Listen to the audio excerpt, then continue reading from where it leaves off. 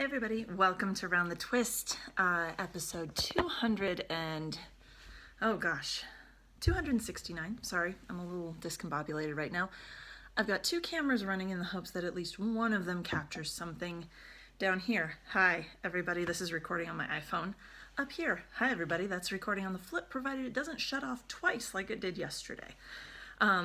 So this is actually take 3. It's actually it's not even August, oh my gosh, it's October 20th, 2016, and hi, how you doing? Welcome to the show. So here's what happened. My computer that I normally record on, that is down over here, the tower decided to take a massive dump and turn into a brick. It won't turn on, I have no power to it whatsoever, and yeah, I'm hoping to take it into the store and get it diagnosed, for lack of a better term, and hopefully it's just the power supply like it was 2 years ago and I can get it replaced. I'm hoping. So yeah, and then yesterday the Flip camcorder I normally record on, I recorded once only to discover when I was finished recording after half an hour plus that it had shut off. Tried recording again and I noticed when the little red light blinked off and went, great, this isn't working. So let's jump right in and hopefully technology works and I can get something posted for you because, I don't have, missing a, that's kind of better, not really, but okay. Yeah. Hopefully I can get something posted at least to YouTube. If you're watching this on YouTube, great. If I'm not going to probably be able to get this to iTunes at all that I know of, so we'll be missing this episode over on iTunes. I'll post something to that effect on the show notes, or not the show notes, the Ravelry group as well. So yeah, hi, how you doing? Actually, I'm going to shut that one off. It's actually not any better. There we go. Welcome to my world. It has been crazy lately, and actually my hair looks weird, so sorry, we're refinagling. I can't normally see myself, and it's a little, and I've got a crying son upstairs. So, first things first, what I have on my needles is the Disappointing Stripes cardigan, which is actually the Playful Stripes cardigan by Alana Dakos. I'm knitting this up in Lisa Souza's Biffle Blueface Leicester worsted. The colorway is R, and the color is going to be so off in this.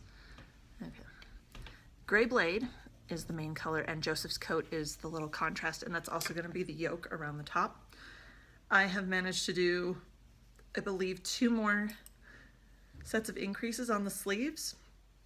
So I have 5 increases done total. I think I have 2 more to go before I start knitting straight, and I'm knitting these up to a 13-inch length because, yeah, the length they have for a 6T size is where my daughter's arms are now. And I want her to be able to grow into this. And lucky her, she got my orangutan arms. So using a US 7 4.5 millimeter needle and a US 6 4.0 millimeter needle on that. I'm sorry guys, we're gonna zoom through this because, yeah, I'm not sure how much space is on my phone, and I'm not sure how long the Flip is gonna last. So fingers crossed.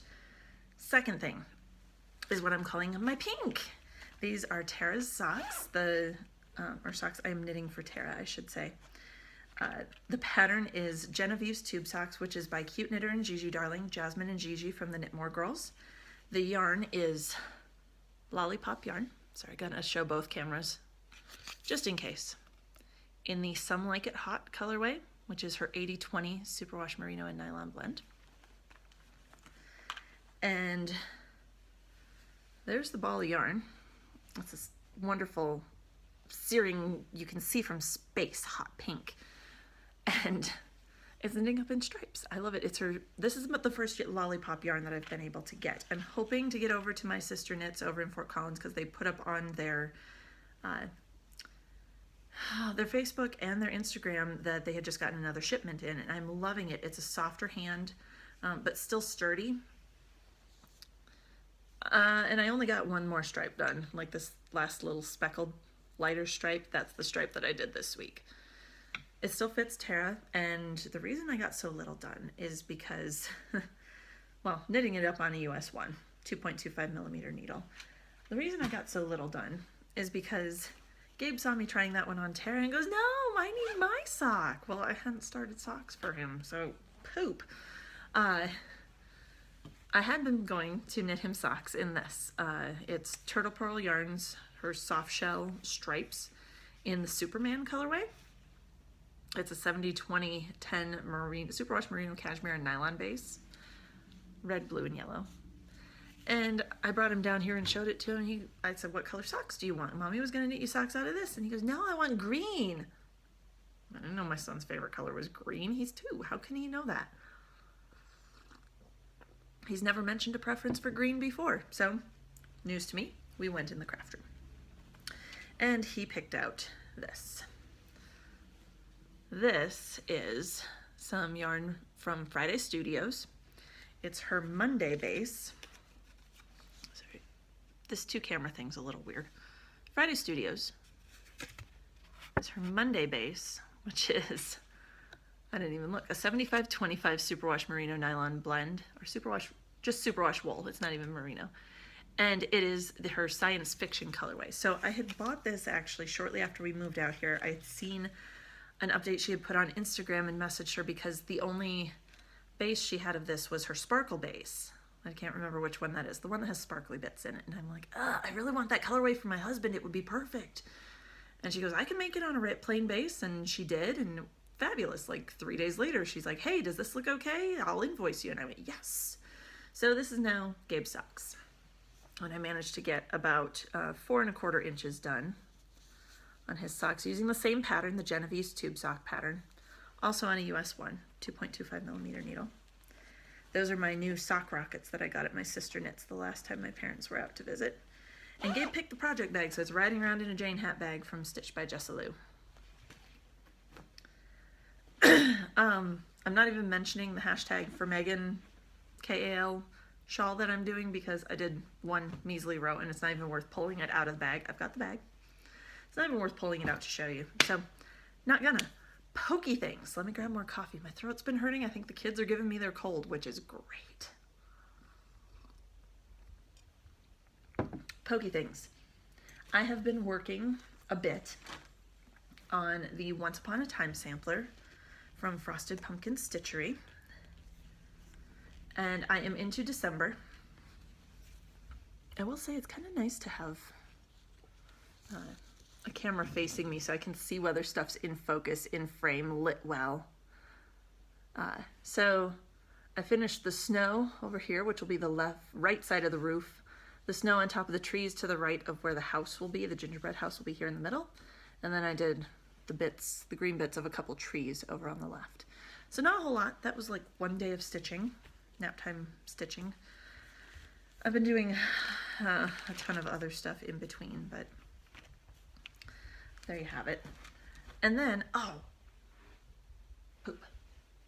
I'll be right back.